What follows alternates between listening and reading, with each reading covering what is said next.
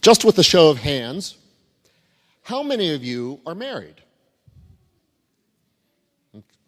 Put my hand down. Okay, all right. Now, I'm not going to ask anybody any specific questions, so don't worry if you didn't raise your hand and whatever. For all of you who are married, I'd like you to think back to the day you proposed to your spouse or answered your spouse when they asked you to marry them. What was your idea of what marriage was about back then? Okay? So I'd like you to think about that. Then I'd like you to bring it up to today.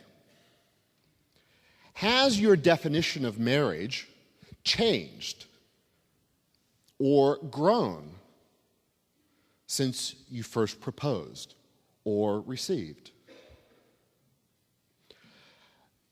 For many people, it does. It's a growth process. I cringe and I want to run away when a couple comes into my office and I seat them down and I'm asking them questions. And I ask him, "Why do you want to marry her?" And he responds, "I love her father." And I ask her in response, "Why do you want to marry him?" And she looks into his eyes. "I love him, Father." Oh, I'm glad I'm single.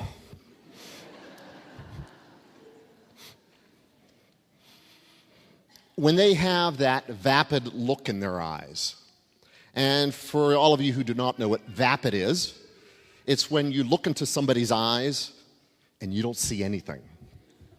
It's just blank.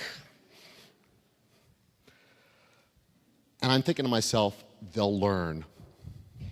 They'll learn. And after a couple of years, I may see them and I ask them, "How's the marriage going?" "It's harder than I thought it was."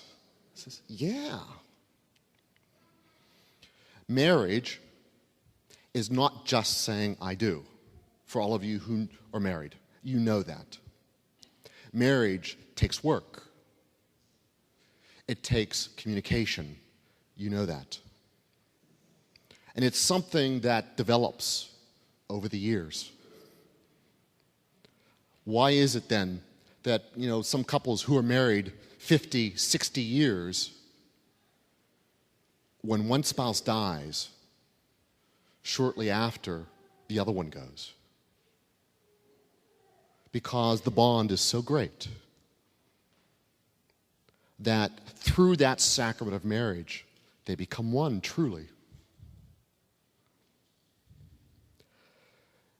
For those of us who are not married, and for those who are, young or old, male or female, that notion of growth, that notion of development,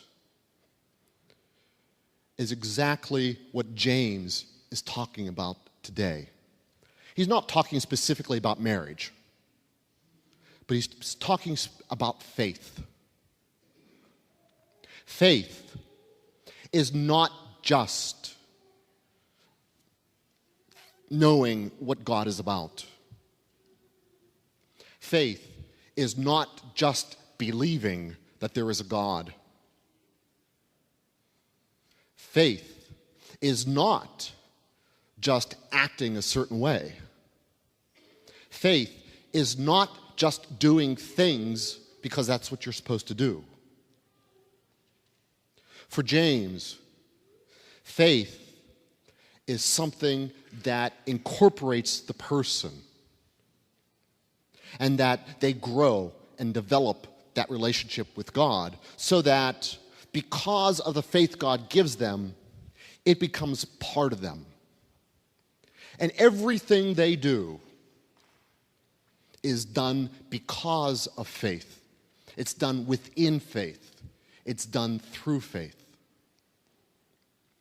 Over the centuries, Catholics, Protestants, they fought over what it means to have faith. And I think we've come to a concord, but with different words. Faith is not just theology. Faith is not just the corporal works of mercy and the like. Faith is a way of life and a transformation. How many of us are Christian by choice? How many of us choose to be Christian? And I'm not talking about those who come through our CIA versus those who were baptized in it as an infant. If we want Jesus as our Lord, we have to choose. For some, they choose it by becoming Catholic. For others, they choose it by being confirmed. But let me ask you and myself, those who are at home, everywhere. If you are Christian, did you choose to be Christian? And if you chose to be Christian, are you truly living that life? Peter wanted the fame and glory. And Jesus said, no, that's not what I am all about. I'm not about just healing people. I'm not about being a good show. I'm not about attracting attention. I am about dying and rising. I am about salvation. So you better think about it. And if you still want to follow me, take up your cross and follow. How many of us would be willing to die for our faith? We say in our heads, yes, I'll be a martyr. But if it truly came to it, how many of us would run away? How many of us flip from church to church to be entertained? I don't like this church. I don't like their music there. I'll go over here.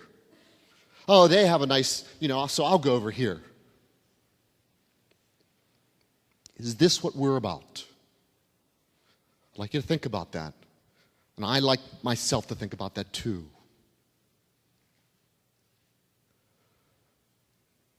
To be a Christian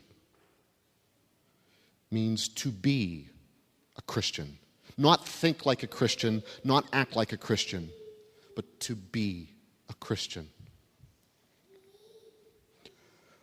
Are you a Christian? Have you taken up your cross? Have you followed Christ? Do you show people who Christ is by being and acting who you are?